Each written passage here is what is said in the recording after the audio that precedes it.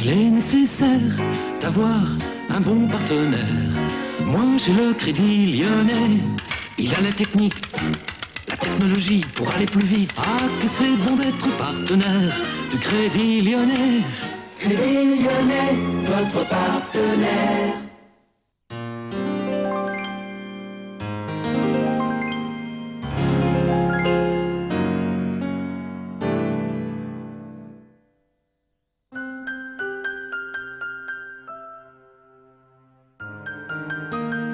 Michel Rouget, ancien président du tribunal de commerce de Paris, a aussi été, de 1995 à 1997, le premier président du CDR, le consortium de réalisation du Crédit Lyonnais, chargé de gérer et de vendre les actifs douteux de la banque publique. À ce double titre, un observateur lucide du système bancaire français. J'ai déjà dit que le sport national, pendant la deuxième moitié des années 1980, c'était de prendre le maximum d'argent à l'État banquier pour en rendre le minimum à l'État percepteur. Ce qui explique les opérations offshore, tout l'usage des paradis fiscaux, l'usage de tout un tas d'intermédiaires de toutes sortes qui, au passage, superposaient les commissions.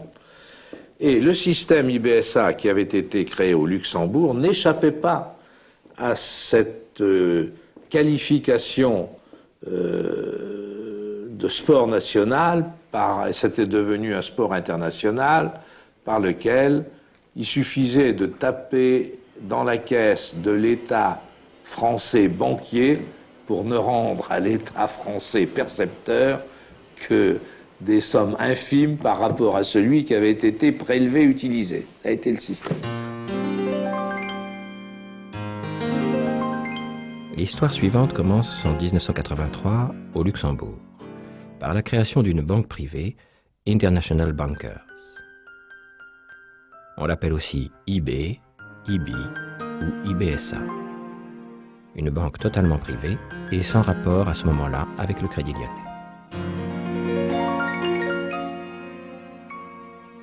Créateur et président de la holding de tête de cette banque, Jean-Maxime Lévesque est un ancien conseiller économique du général de Gaulle.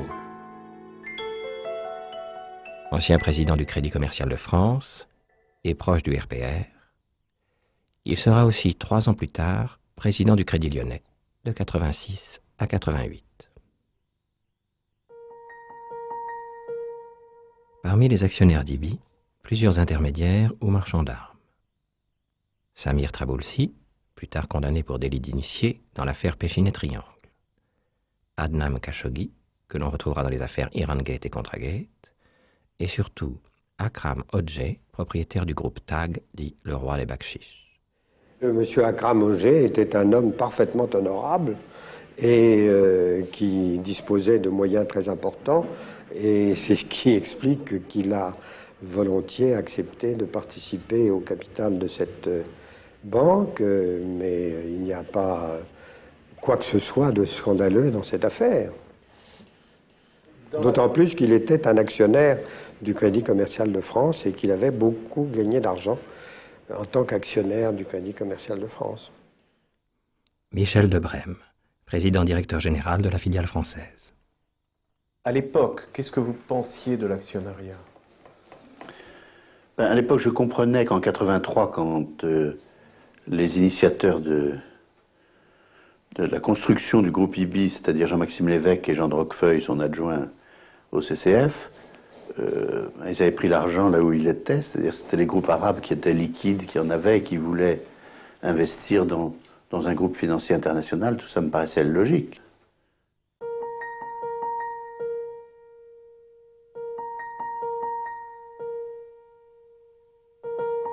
L'organigramme de la banque est un exemple classique des montages à la mode de ces années-là. Une holding de tête à Curaçao et une sous-holding en Hollande qui contrôle la banque proprement dite, elle-même installée à Luxembourg. Il y a encore 4 filiales à Genève, Hong Kong, Londres et Paris.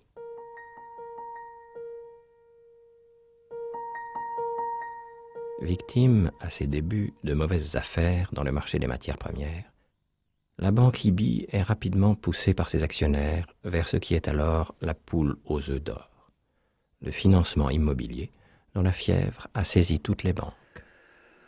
Je crois que toutes les banques ont commis la même erreur, c'est-à-dire pendant les années 86, 7, 8, de financer des passages de main d'un immeuble entre marchands de biens, s'échangeant des immeubles avec des plus-values de 10% en 6 mois, sans y apporter aucune valeur ajoutée. Ils achetaient des immeubles. Avant même de l'avoir payé, ils l'avaient revendu. Et ils s'empochaient 10% du montant du prix de l'immeuble, le marché, puisque dans les 2 ou 3 mois de la durée de leur promesse de vente, le marché montait d'autant. Donc ils n'apportaient pas de valeur ajoutée et ils gagnaient de l'argent sans rapport avec l'effort qu'ils avaient fourni ou la compétence dont ils avaient fait. Il n'y avait aucune mise de fonds. Il n'y avait aucune mise de fonds puisqu'en général ils ne payaient pas l'immeuble. Ils avaient une promesse de vente, signaient une promesse, payable dans 3 mois, qui n'auraient pas honoré si le marché n'avait pas monté d'ailleurs, parce que c'était des gens qui manquaient parfois de scrupules. Mais ils mettaient à profit ce délai pour revendre sans avoir fait de travaux, sans avoir fait d'éviction, sans avoir ni rénové, ni libéré l'immeuble, ce qui était en général la principale valeur ajoutée qu'ils pouvaient apporter. Donc c'était pas, on va dire, c'était pas du boulot, c'était de la spéculation. Nous considérions que ça allait trop vite. Nous sommes en 1987. Et Jean-Yves Haberer prendra, un peu plus tard, la présidence du Crédit Lyonnais, en succédant à Jean-Maxime Lévesque. Le Crédit Lyonnais, alors, est depuis longtemps la banque la plus engagée sur le marché immobilier. Pourquoi est-ce que ça allait trop vite? Rappelons-le. Il y a une seule cause. C'est une décision, pendant la cohabitation de 1987, du gouvernement Chirac-Balladur, de supprimer l'agrément pour la construction des bureaux dans la région parisienne. C'était une mesure tellement folle, tellement irresponsable, que les promoteurs ont été convaincus qu'elle ne durait pas, qu'elle serait rapportée au bout d'1 an, 2 ans maximum, et que donc il fallait galoper pour profiter de cet espace de liberté pour engager des programmes. Bon. Alors les banques ont eu le tort de galoper derrière les promoteurs, mais la concurrence y était pour beaucoup, parce que les collectivités locales de la région parisienne voyaient dans la construction de bureaux des ressources budgétaires, de taxes professionnelles futures, des centres d'activité nouveaux, et délivraient les permis de construire à tout va. Les banques étant concurrentes les unes avec les autres, le Crédit Lyonnais était, bien avant mon arrivée, la première banque de l'immobilier. Il fallait qu'il défende ses parts de marché, ce qu'il a fait jusqu'à la décision de geler les encours au niveau 90. Car tous les crédits immobiliers étaient syndiqués. On n'était jamais une banque sur un projet de construction d'un immeuble de bureau. On était toujours à 5, 10, 15, 20 banques. Voilà, la source de la crise, elle est là.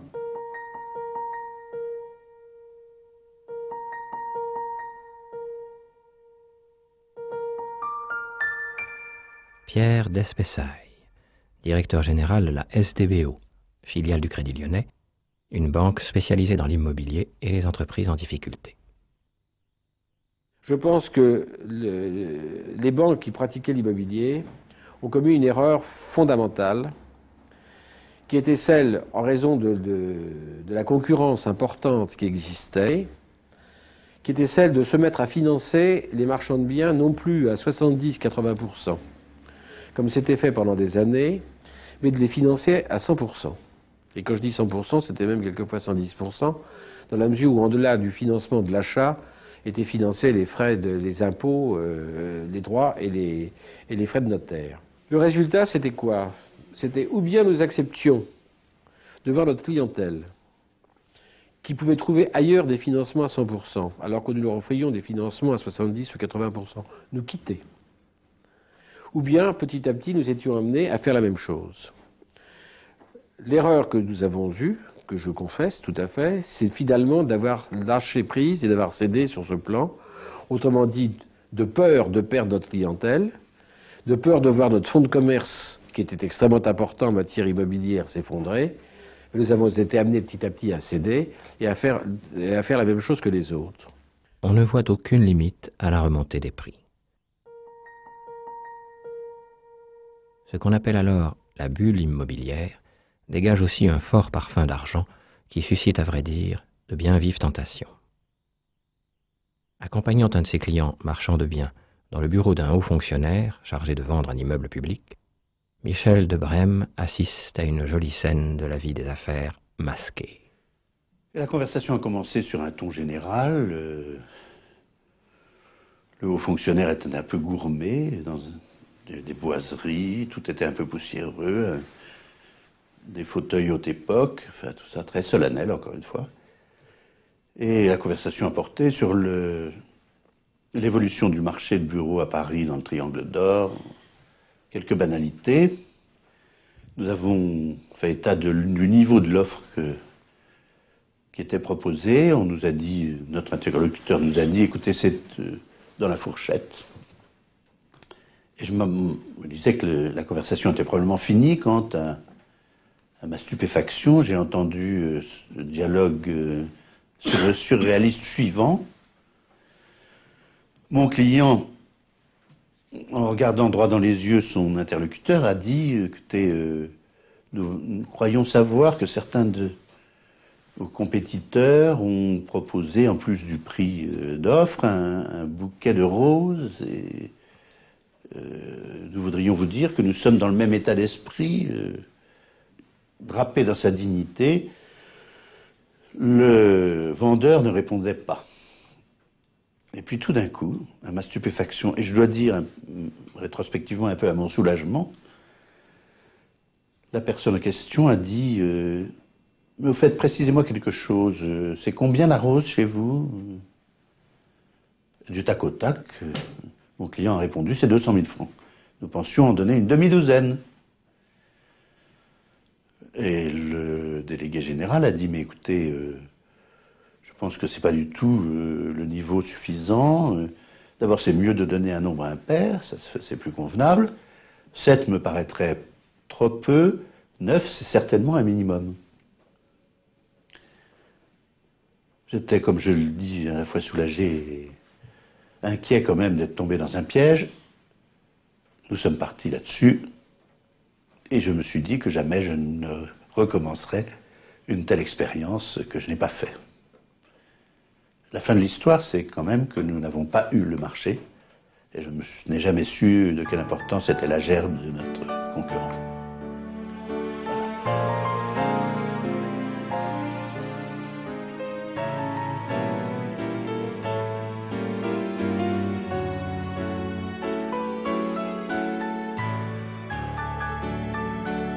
Pour conduire aux poches profondes où va s'évanouir le doux parfum des roses, on crée des systèmes aussi divers que raffinés.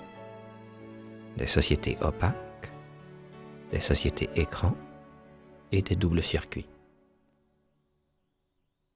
On cède une ou plusieurs promesses de vente à des comparses en réalisant une copieuse plus-value. Exemple. Le 20 mars 87, le siège du journal L'Humanité fait l'objet d'une promesse de vente à un homme d'affaires suisse, pour un prix fixé à 95 millions de francs, dont 19 millions versés à la signature. La promesse prévoit que le bénéficiaire peut éventuellement être remplacé par un autre acheteur de son choix. 6 mois plus tard, la vente est réalisée pour le compte d'un acheteur, désigné comme convenu par l'homme d'affaires suisse, IB Real Estate, sous holding hollandaise d'IB.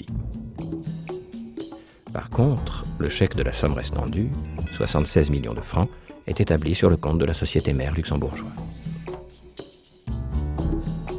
10 mois plus tard, l'immeuble est revendu par IB Real Estate, 143 millions de francs, à une société luxembourgeoise. Plus-value, 48 millions de francs. Rapide et facile. La justice enquête.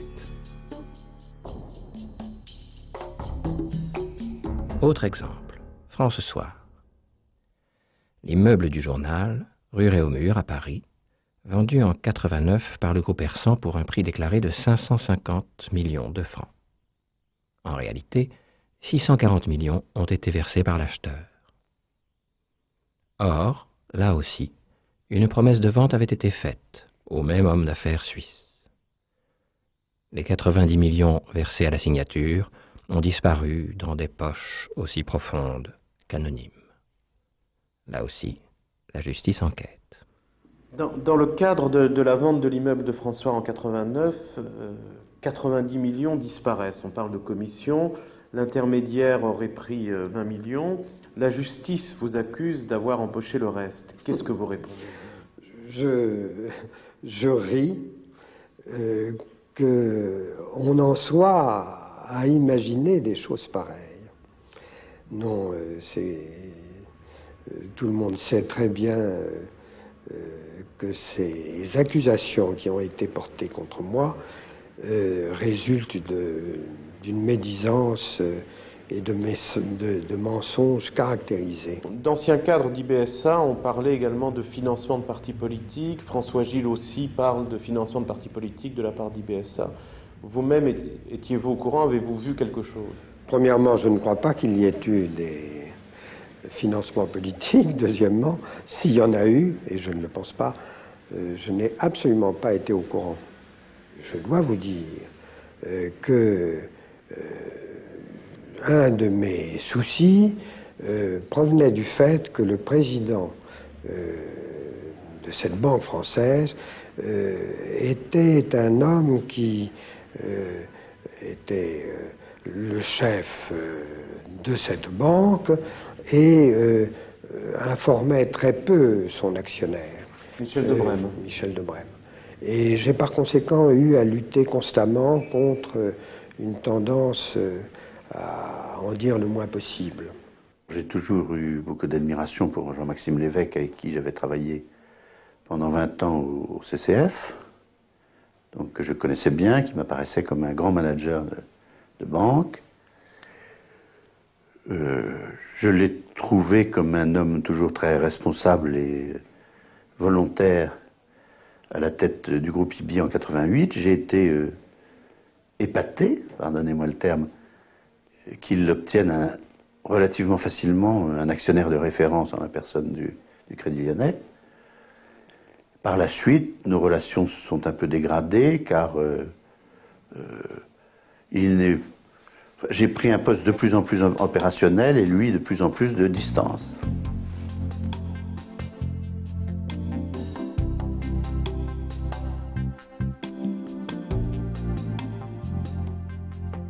En 1987, une enquête internationale est en cours sur une vente d'armes à l'Iran par la firme française Lucher, cliente de IBI. Une demande de la justice italienne provoque une perquisition dans les locaux du siège de la banque à Luxembourg. Que reprochait-on à IBI à l'époque? Enfin, IBI et Luxembourg, pardon. Non, je crois qu'il y avait une enquête sur des exportations soit d'armes, soit de munitions, ce qui était le métier de Lucher, et que les crédits documentaires ayant été ouverts par IB, c'était assez normal que l'investigation de la brigade financière luxembourgeoise se porte sur les dossiers, les archives d'IBI. Oui, c'était sur des livraisons illégales d'armes à l'Iran, je crois. Je ne sais pas si elles étaient illégales, je dis simplement que techniquement, il y avait des traces dans les dossiers d'IBI de ces lettres de crédit qui accompagnaient les exportations que vous jugez illégales, mais dont je ne sais rien. C'est-à-dire qu'il y avait un embargo des Nations Unies à l'époque et le commerce était dissimulé, c'est-à-dire les armes étaient à destination de l'Iran, mais ça passait par le Portugal, si mes souvenirs sont exacts. Je n'ai pas été jusque-là, je dis simplement que quand une banque émet des lettres de crédit pour accompagner une exportation, elle n'est pas censée forcément ouvrir les conteneurs pour voir ce qu'il y a dedans. Il s'agit d'un contrat de 87 millions de dollars. Au moment des faits, Jean-Maxime Lévesque est devenu président du Crédit Lyonnais et a quitté la présidence d'IBI depuis 1 an. Ceci se référait à des opérations de financement de négoces qui portaient sur des produits militaires et qui ont été faits à un moment où moi j'étais président du Crédit Lyonnais. Par conséquent, je ne connaissais pas le fond de l'affaire. Lorsque j'ai appris cela, eh bien sûr, ça m'a été désagréable, mais j'ai consulté des juristes qui m'ont dit que la tentative de la justice italienne était totalement dénuée de tout fondement juridique.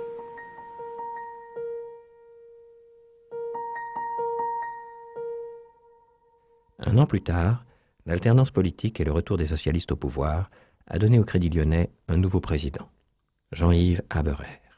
Jean-Maxime Lévesque a rejoint sa banque. Peu après, les autorités financières luxembourgeoises, inquiètes du scandale Lucher, obligent la banque à se recentrer à Paris.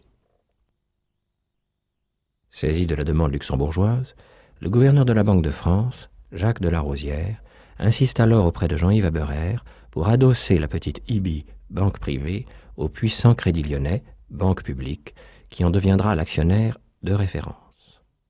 Un concept alors nouveau et inconnu du droit français qui rend le Crédit Lyonnais responsable de la banque privée. IBI est une histoire tout à fait singulière parce que quand une participation était demandée au Crédit Lyonnais, une participation de 25%, la notion d'actionnaire de référence, qui n'est pas une notion légale, mais la Banque de France a tout pouvoir de créer les concepts qu'elle veut, puisqu'elle est chargée de faire bien fonctionner le système bancaire. Je n'avais pas conscience que cette notion existait et j'ai été très contrarié, pour ne pas dire plus, que nous soyons le cobaye de la Banque de France pour ce nouveau concept. J'ai traîné les pieds 8 mois parce que je n'étais pas content, je boudais, parce que j'étais devenu le cobaye d'une formule dont je ne connaissais pas exactement la consistance, et je boudais tellement qu'un jour, l'évêque étant allé voir Bérégovoy, très certainement, Bérégovoy m'a appelé pour me dire « Mais qu'est-ce qui se passe? Vous traînez les pieds sur un dossier qui n'est pas une mauvaise affaire, je souhaite que ça soit fait, etc. » Bon. Et je souhaite parce que, quelle merveilleuse victoire pour moi, comment le porte-parole de l'entreprise privée qui a été politiquement l'évêque souhaite prendre comme actionnaire de référence une banque publique. Mais c'est merveilleux politiquement, quelle victoire des socialistes d'être reconnus comme maintenant respectables pour la gestion de l'économie mixte en France. Bon. Et donc j'ai eu un moment d'examen de conscience, je me dis bon, alors finalement, il n'y a plus que moi, tout le monde souhaite que cette opération ait lieu, tout le monde a de bons arguments puisés dans le dossier, et moi, au fond, pourquoi est-ce que je traîne les pieds? Pour des raisons d'amour-propre, parce que j'aime pas être le cobaye. Bon, je ne vais pas me considérer comme seul saint d'esprit dans une maison de fous. C'est probablement l'inverse. Donc, l'opération a eu lieu. Pour ne rien coûter au Crédit Lyonnais, l'opération se fait par échange. IBSA achète, pour 40 millions de dollars, une participation dans 2 filiales du Lyonnais, Interfimo et Crédit Bergamasque, ce qui permet aux Lyonnais de reprendre 25% des actions d'IBSA. C'est François Gilles, directeur financier du Crédit Lyonnais, qui est alors chargé du contrôle d'IBI. Dans l'affaire de l'acquisition d'une participation de 25% par le Crédit Lyonnais dans le petit groupe bancaire International Bankers, qui était contrôlé par son ancien président, M. Jean-Maxime Lévesque, il y a un mystère. Et donc, personnellement, je pose une question. Est-ce que l'Institut monétaire luxembourgeois a transmis ces informations à la Banque de France? Puisqu'il y a bien eu transmission d'un dossier, le contrôle est passé de l'un à l'autre. Bon, quelles informations ont été transmises à la Banque de France? Si l'Institut monétaire n'a pas transmis cette information, pourquoi? Et s'il l'a transmis à la Banque de France, pourquoi la Banque de France n'a pas mis en garde le Crédit Lyonnais, à qui elle a demandé de devenir actionnaire de référence d'International Bankers? Pourquoi la Banque de France n'a pas mis en garde le Crédit Lyonnais contre certains errements d'International Bankers? Sollicité par nous, M. Trichet, à l'époque directeur du Trésor, et M. de Larosière, à l'époque gouverneur de la Banque de France, n'ont pas souhaité répondre publiquement à ces questions. On aurait dû, à l'évidence, postérieurement, c'est dire qui dit actionnaire de référence dit contrôle comme si c'était une filiale. Bon.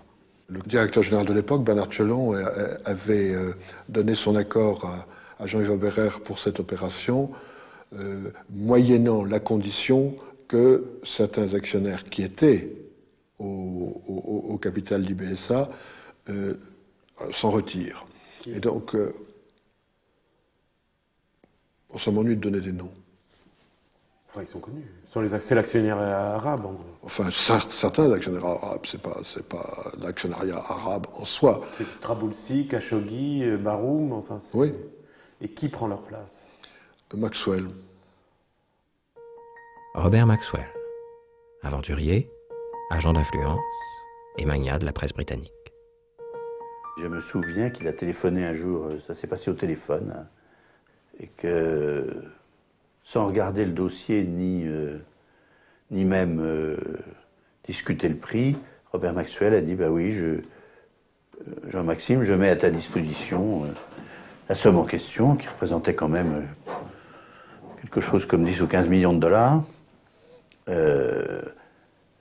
condition que tu me sortes de là dans un an, et puis je mets cette somme à ta disposition pour racheter les 12% du chèque Baroum, mais parallèlement, je vais racheter 4% que je conserverai, eux, par amitié pour toi et pour sceller nos ententes réciproques. » C'était donc une opération de portage.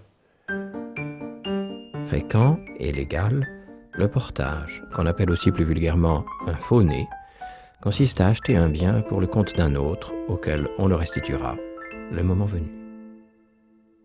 C'était une opération de portage, mais qui n'a donné lieu à aucun écrit. C'est ta parole contre la mienne. J'étais épaté, je dois dire, parce que c'est assez rare que ça se passe pour des sommes comme ça dans les affaires, qu'on tope au téléphone et qu'on ne s'échange même pas de lettres. Mais les fonds sont arrivés le lendemain et l'opération a pu se déboucler.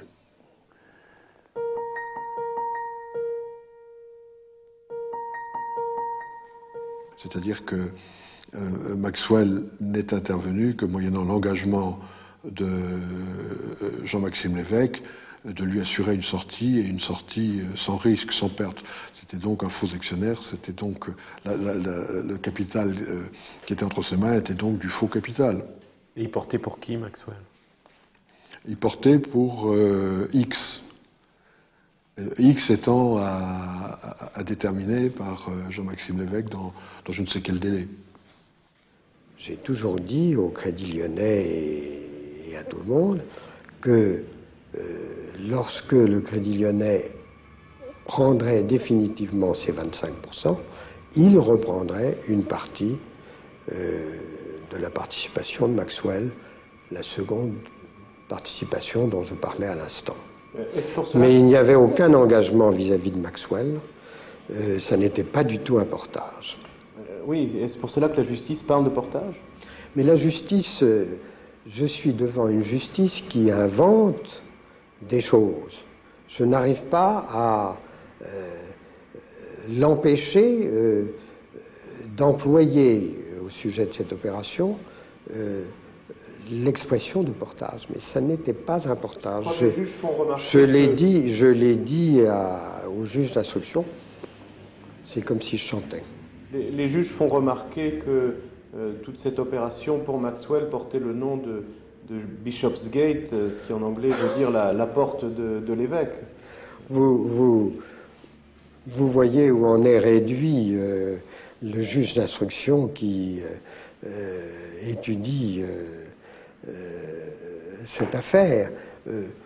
C'est rocambolesque. Bishopsgate est un quartier de Londres et c'est la raison pour laquelle Maxwell a donné ce nom à cette société. Elle existait bien avant que je le connaisse. Un an plus tard, après la mort brutale de Maxwell, et à cause de lourdes pertes, IBSA sera au bord de la faillite.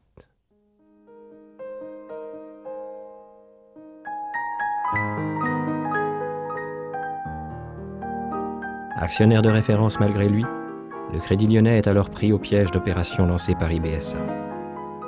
Entre autres, passage du Havre à Paris, un chantier de 23 000 m² en forme de gouffre financier. Nous connaissions l'opération. Nous savions que IBSA avait avait en portefeuille les éléments de cette opération, mais nous n'avons pas été consultés, et nous aurions dû l'être, nous n'avons pas été sur le fait que IBSA a pris cette opération en financement, disons à 100% tout seul, alors que normalement son coefficient de division des risques n'aurait pas dû le lui permettre. Qu'est-ce que le coefficient de division des risques aurait dû lui permettre quoi? Je ne peux pas vous dire les chiffres, mais le coefficient de division des risques est un calcul, là encore une espèce de ratio, qui vous dit que vous ne pouvez pas, sur un même risque, engager plus de X% de vos fonds propres. Et là, on était à 1,8 milliard, on devait être à 2 ou 3 fois les fonds propres. On vous a reproché quand même d'avoir engagé des très grosses sommes, c'est-à-dire 1,8 milliard, dans une société qui n'avait que 100 000 francs de capital. Oui, ça encore une fois, que la société ait 100 000 francs de capital ou 10 millions ou 100 millions, ça ne changeait rien au risque. Parce que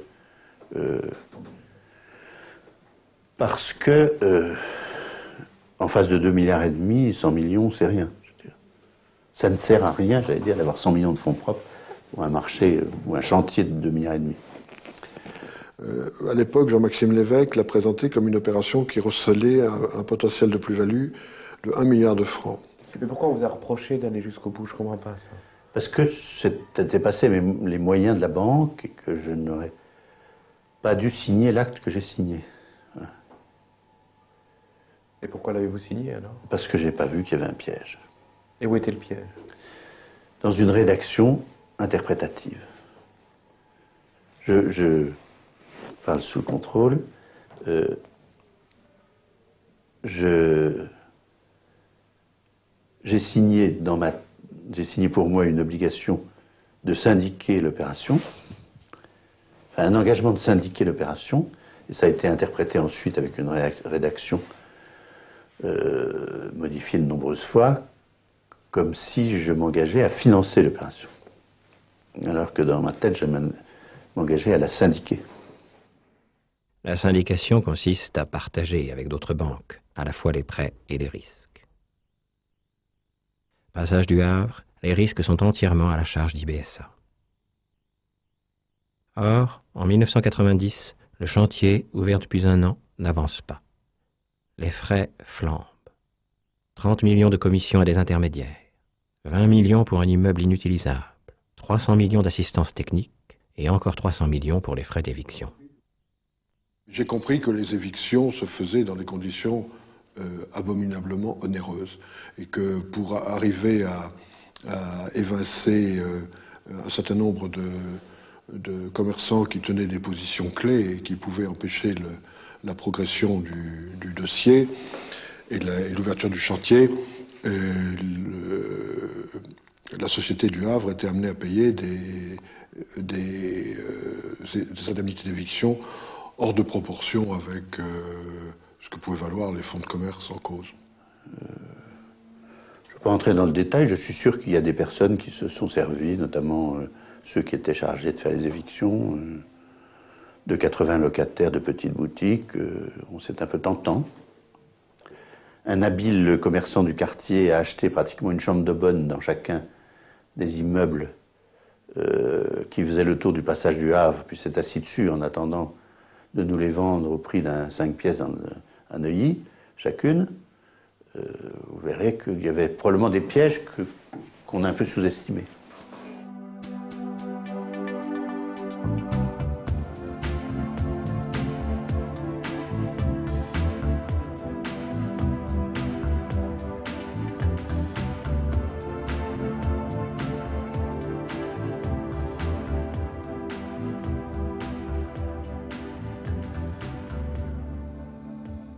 Cinq ans plus tard, Michel Rouget, président du CDR, chargé de gérer et de vendre les actifs douteux du Crédit Lyonnais, découvre les dossiers d'IBSA. Parmi eux, le contrat du responsable du département immobilier d'IBSA, Jean Delaporte-Desvaux, ici avec son assistant. Ce qui a été vraiment la découverte, c'est de constater que des dirigeants de cette banque avaient un intéressement pour les affaires qu'ils apportaient, ce qui fait qu'ils touchaient de deux mains. C'était très curieux, du moins c'est le sentiment qu'on en a eu. Alors, ce sera à la justice d'apprécier quelle est la nature délictuelle ou pas de ces opérations, mais il ne fait pas de doute que l'intérêt du développement commercial de la banque reposait sur la capacité donnée à ses dirigeants de multiplier des opérations en tirant profit eux-mêmes. Et en plus, dans de nombreux cas, ils étaient autorisés à prendre des participations dans les opérations immobilières pour partager les plus-values qui pouvaient en découler. Donc ils avaient trois intérêts, un intérêt de dirigeant, un intérêt découlant du volume du chiffre d'affaires fait et un intérêt dans les participations qu'ils prenaient pour avoir leur part dans la plus-value réalisée, grâce à l'argent de leur banque d'ailleurs. Par contrat, Jean de la Porte-Dévaux perçoit 5% des bénéfices. Toute augmentation des prêts qu'il accorde à des clients, prêts bien sûr effectués par la banque, accroît sa propre rémunération. Il a droit, pour ses affaires personnelles, à un crédit revolving de 2 millions de francs, sans apport personnel. Oui, c'est pas exactement ça. Enfin, ça mériterait des développements plus importants que je ne souhaite pas en cours d'instruction faire ici. Mais c'est vrai qu'il y a eu une contribution de la SNC du Havre à une partie de l'intéressement d'un des collaborateurs. Vous le saviez à l'époque? Oui. Est-ce que c'était normal? C'était logique, économiquement logique. Qui avait signé ces contrats? Le directeur général qui me précédait à la banque Wedge. Une banque rachetée par IBI au moment de sa création. J'ai examiné attentivement, du moins pour l'un des cas le plus flagrant, les moyens de résilier ou de revenir sur les contrats existants. Il s'est avéré, nous avons décidé, Jean-Maxime Lévesque et moi, que nous allions tenter ce qui a été fait, d'amender ce contrat, mais de ne pas le résilier, car c'eût été très coûteux, et surtout, la personne qui bénéficiait de ce contrat générait à peu près la moitié du profit de la banque. Donc nous venions d'acheter cette banque, on se disait, pas très bon marché, on se disait, si juste après l'avoir acheté, on lui enlève la moitié de son fonds de commerce et de ses profits, est-ce qu'on fait une bonne affaire? Est-ce que vous saviez que le responsable de l'immobilier d'IBSA aurait perçu 7 millions de francs dans le cadre de la rénovation immobilière du passage du Havre? Mais bien sûr que non, parce que si je l'avais su, je ne l'aurais pas accepté à un seul instant. Mais comment se fait-il qu'on vous cachait de telles informations? On me racontait ce qu'on voulait. Normalement, ce genre de rémunération exceptionnelle ne peut pas se mettre en place sans l'accord du président et du directeur général. Donc c'était Jean-Maxime Lévesque? Oui. Ah non, mais je suis persuadé que c'est... Non, mais alors là, soyons clairs, Jean-Maxime Lévesque avait une doctrine qui était qu'il était bon que les membres d'une équipe s'enrichissent en même temps que l'ensemble de l'entreprise, elle aussi, s'enrichissait. Que l'enrichissement des uns favorisait l'enrichissement des autres. Enfin, des autres, je veux dire de la société elle-même, de l'entreprise elle-même. Bon, qu'il y avait une espèce d'intérêt mutuel à ce que les directeurs participent au profit, parce qu'en même temps qu'ils participent au profit, ça veut dire qu'ils ont réalisé, et ça veut dire que la banque en réalisé. Beaucoup de mensonges m'ont été donnés et m'ont été faits à ce moment-là. J'appelle ça des mensonges parce que je me rends compte, en regardant aujourd'hui tout ce que l'on a appris, que j'ai été trompé. Et c'était une des choses qui me paraissait tout à fait essentielle dans cet accord avec le Crédit Lyonnais, c'est que j'allais enfin avoir la possibilité de faire des inspections. Ces inspections ont été faites, de même qu'il y en a eu aussi de la part de la commission bancaire, et aucune de ces inspections ne m'a véritablement alerté sur la fragilité extrême de ce département immobilier. Au contraire, un éloge appuyé a été fait des deux dirigeants de ce département immobilier, et par conséquent, ces inspections, loin de confirmer mes raisons de me poser des questions, m'ont rassuré pleinement sur la qualité des dossiers. C'est si vrai. C'est un éloge fait par le rapport de la commission bancaire. Absolument. Sur messieurs de la Porte des Vaux, sur absolument, leur activité et absolument. leur efficacité. Et éloge fait également par les inspecteurs du Crédit Lyonnais. C'était en 91. Le système Jean de la Porte des Vaux fonctionne alors depuis 7 ans. Un système discret. Une première société, la SAIF, Société auxiliaire d'ingénierie financière. Une deuxième, la SIHF, Société immobilière hispano-française, contrôlée par IBSA. SIHF, SAIF, les noms se ressemblent et introduisent la confusion. À chaque opération, SIHF perçoit sur l'octroi et la mise en place de crédits des commissions qu'elle reverse à SAIF, qui les reverse ensuite à la financière Iéna, une troisième société personnelle de Jean de la Porte des Vaux. Le même système est pratiqué par un autre dirigeant, dont la structure s'appelle RF Holding. IBSA avance les fonds. Les deux dirigeants gagnent au passage à la fois sur les encours et sur les plus-values. Jean de la Porte des Vaux n'a pas souhaité répondre à nos questions. Mais en 91, le parfum délicieux de l'argent disparaît. C'est l'année de la guerre du Golfe. Le monde entier entre en récession. À Londres et à New York, c'est déjà la crise. À Paris, le marché immobilier commence à s'effondrer. Toutes les banques sont touchées, mais le Crédit Lyonnais, plus engagé que les autres, va aussi souffrir davantage. On prévoit alors 10 à 20% de baisse. La crise commençant à s'affirmer, et ça c'est dans les années, en 91, la crise, on a commencé à vouloir en savoir plus et à vouloir, je dirais, faire l'analyse plus fine de nos engagements immobiliers. Parce que les engagements immobiliers, vous savez, ce sont des engagements qui sont codifiés suivant la règle de l'INSEE, et vous aviez dans les engagements immobiliers à la fois un prêt à une société de travaux publics qui fait de l'immobilier et à la fois un promoteur qui a de l'immobilier. C'est pas la même chose.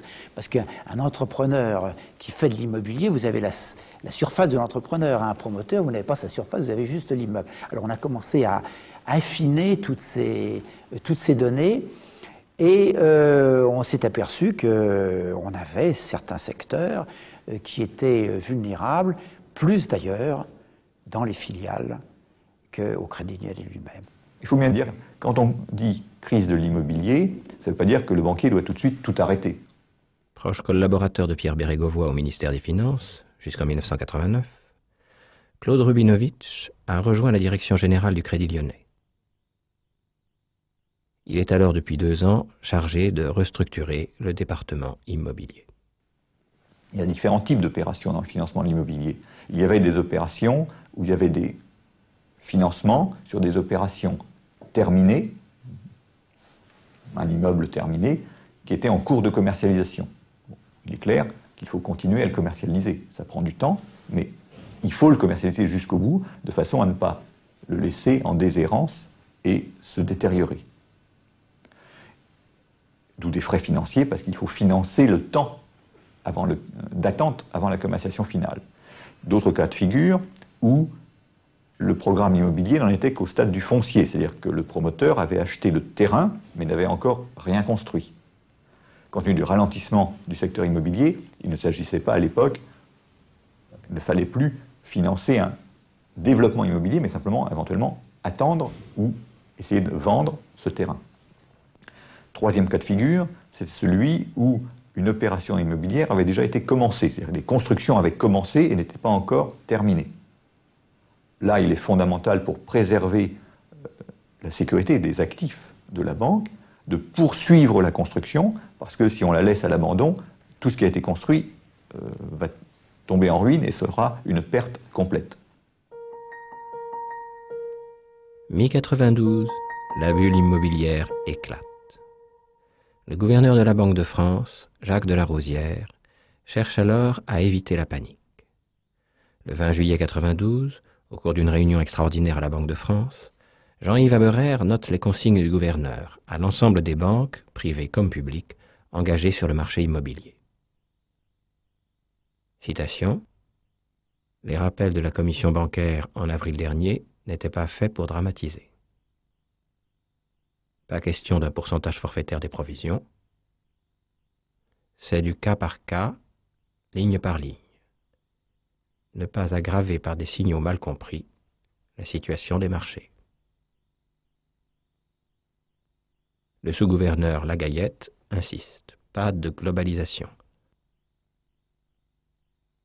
Et le secrétaire général de la commission bancaire, M. Butch, répète 2 fois, un crédit douteux n'est pas forcément provisionnable.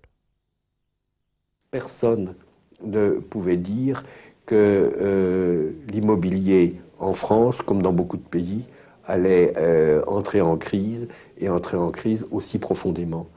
Donc les besoins de provision sur les facultés de remboursement des emprunteurs, tels qu'on pouvait apprécier ces provisions à cette époque, ne correspondaient pas du tout à ce que l'on peut considérer aujourd'hui rétrospectivement, compte tenu de la crise profonde qui est intervenue en 91, 92, 93. La politique sur la place était quand même, à l'époque, d'essayer d'éviter les grands cracks, les grands craquements au niveau des grands promoteurs. Ceci pour éviter que la crise alimente la crise. En exerçant cette action stabilisatrice, les banques, et le Crédit Lyonnais sans doute plus que d'autres, ont évité des espèces de phénomènes d'accélération de la crise. Si Paris s'était couvert de chantiers désertés, je dirais psychologiquement, au niveau de l'opinion publique, l'état de crise s'en serait certainement trouvé très aggravé. Mais rien n'arrête l'effondrement du marché immobilier. La baisse des valeurs va jusqu'à 50, voire 60%, touchant d'ailleurs plus les immeubles de bureaux que les logements, touchant tous les promoteurs et toutes les banques. Avec Bouygues, il y a au Crédit Lyonnais un promoteur vedette, ambitieux, aimant le faste. Michel Pelège, dont le Crédit Lyonnais a suivi et soutenu la croissance, l'un de ceux qui voulaient dépasser Bouygues et devenir le roi du BTP. La crise sera, pour lui comme pour d'autres, fatale. C'était à nouveau un groupe complexe, avec à nouveau des empilements de holding. J'ai, tout au long de cette expérience, appris à haïr ces empilements de holding. C'est un signe qui doit rendre, à mon avis, très attentif et très prudent quand il y a trop de holdings qui se superposent. Il y avait des opérations internationales dans les pays de l'Est, il y en avait en Espagne, et au fur et à mesure que cet audit se produisait, Guy Guaran, que je voyais régulièrement, me disait c'est pire qu'1,7 milliard, c'est pire que 2 milliards, c'est pire que 3 milliards. Et donc quelques mois plus tard, en septembre 93, ou en octobre 93, au moment où on était en train d'arrêter les comptes du premier semestre 93, j'ai eu une ultime note de Guaran qui me disait, eh bien voilà, nous avons à peu près fait le tour, à peu près, c'était pas totalement fini, nous en sommes à 6 milliards de pertes. Donc quadruplement des pertes. Je crois que le compte final, ça doit être quelque chose comme 7. La perte sera finalement de 8 milliards. Mais pour arrêter l'hémorragie et mettre le groupe en liquidation, le Crédit Lyonnais a besoin de la signature de Michel Pelège. Et cette signature a un prix. 18 millions de francs que le Crédit Lyonnais paiera en 3 fois.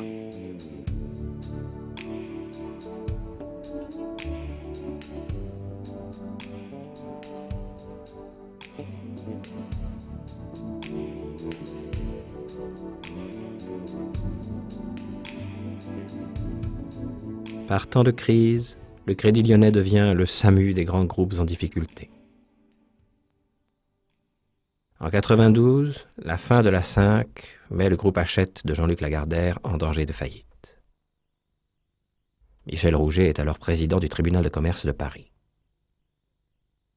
Le groupe Lagardère, c'est un groupe énorme. Puis rappelez-vous à quel point la crise économique se produisant sur une situation de chômage qui était déjà très élevée, imaginez qu'un groupe comme Lagardère pouvait avoir des difficultés avec les dizaines de milliers d'emplois qu'il avait, c'était impensable. Donc, je conseille d'accélérer la sortie de cette crise de la 5, de telle manière que on puisse régler très vite, par l'arrivée de l'aide des banquiers, cette faillite qui met en risque le groupe Matra Hachette. Et je conseille de ne pas attendre que les banques elles-mêmes entrent dans la constatation de leurs difficultés, auquel cas elles deviendront, comme je le disais tout à l'heure, particulièrement frileuses, et le groupe Matra Hachette risque de ne pas trouver dans le système bancaire français l'aide dont il a absolument besoin pour se sauver. Pour soutenir le groupe Hachette, l'immeuble lui appartenant boulevard Saint-Germain à Paris est acheté par un promoteur immobilier, lui-même très endetté auprès de la SDBO, filiale du Crédit Lyonnais. Grâce à un nouveau prêt de la SDBO, le promoteur achète au prix fort, 500 millions. Peu après, le marché se retournera. Aujourd'hui, l'immeuble est estimé à la moitié.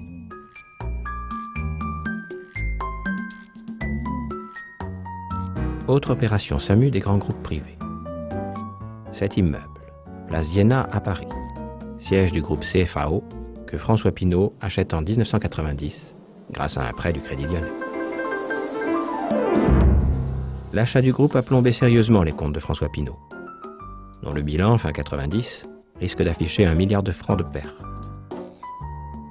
Or, à l'époque, le Crédit Lyonnais est déjà engagé pour 4 milliards auprès du groupe Pinault et peut craindre de tout perdre si les autres créanciers se retirent. La plus-value sur la vente de l'immeuble peut sauver le bilan du groupe. Inscrit dans les comptes pour 60 millions, il est alors estimé à 1,5 milliard de francs. Et François Pinault en veut 2 milliards de francs. Mais comme il n'y a pas d'acquéreur, c'est finalement le Crédit Lyonnais qui achète l'immeuble. 1,3 milliard. La vente est effective, mais le paiement différé d'1 an. En outre, quand le Crédit Lyonnais revendra, les plus-values seront partagées.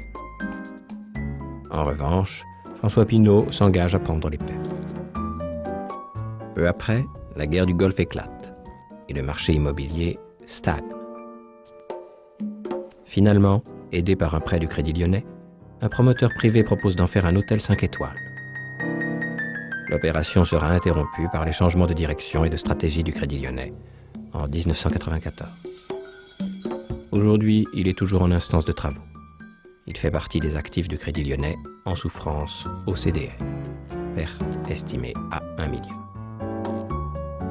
1 an plus tôt, fin 92,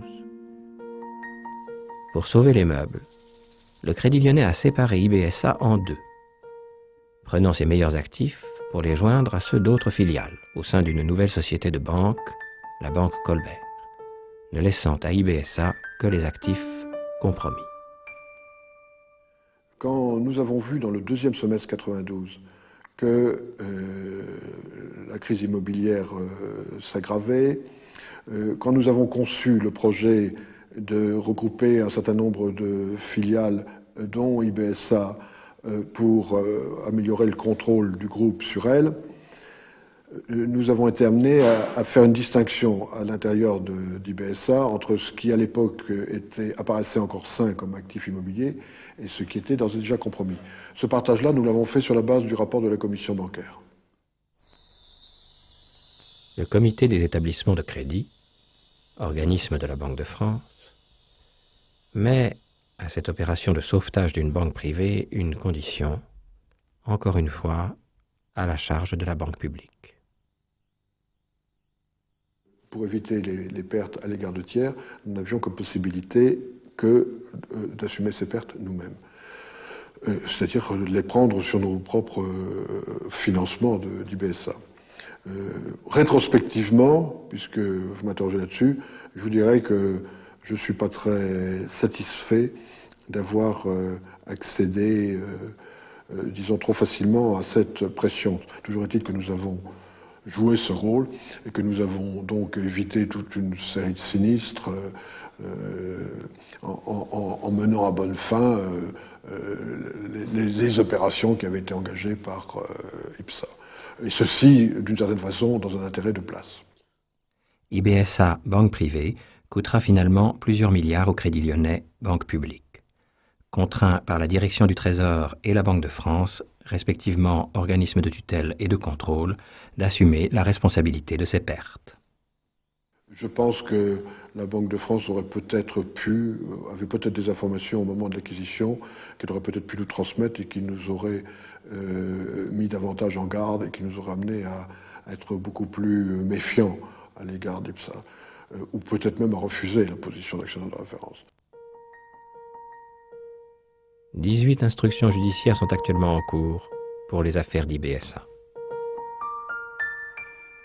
Il y a des instructions en cours qui tendent à prouver, qui ne sont pas terminées, qui tendent à prouver que peut-être certains collaborateurs de la banque, certains clients de la banque ont profité d'une période, de cette période faste, pour se servir plus qu'ils n'auraient dû. Quand et pourquoi est-ce que vous avez été arrêté? J'ai été arrêté en mars 1995, à la suite d'une perquisition chez moi à 6 h du matin, dans ma maison.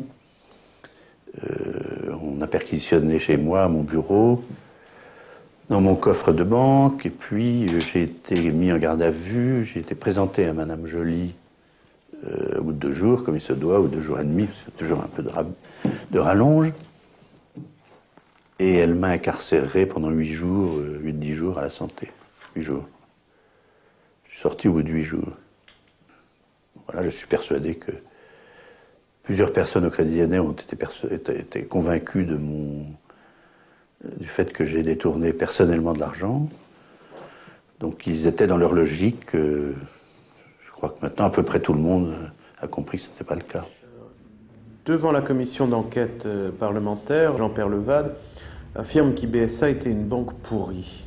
Qu'est-ce que vous répondez à cela? J'ai été scandalisé de voir que M. Perlevade se permette de dire cela, alors que à cette époque-là, je n'avais absolument pas de raison de penser que cette banque était une banque pourrie. Bon, on a découvert depuis un certain nombre de choses qui ne sont pas du tout normales et qui sont répréhensibles. Mais ça a été découvert après de longues enquêtes. Elles ne me mettent absolument pas en difficulté en quoi que ce soit, car je les ai ignorées totalement. Et par conséquent, je n'en suis nullement responsable, mais c'est vrai qu'il y a eu un certain nombre de malversations qui ont été décelées par la suite. Jean-Maxime Lévesque, mis en examen par le juge Eva Joly, a subi 4 mois de détention provisoire. Sans condamnation à ce jour, il reste innocent des accusations portées contre lui.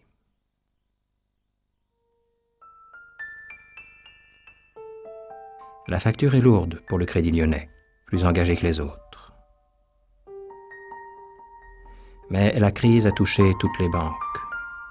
C'est au total, pour le Crédit Lyonnais, 25 milliards de francs de pertes immobilières, selon l'estimation actuelle. Rappelons aussi que jusqu'en 1996, les valeurs n'ont cessé de se déprécier, et précisons encore que ce n'est qu'après la vente de tous les actifs que le chiffre exact des pertes sera enfin connu.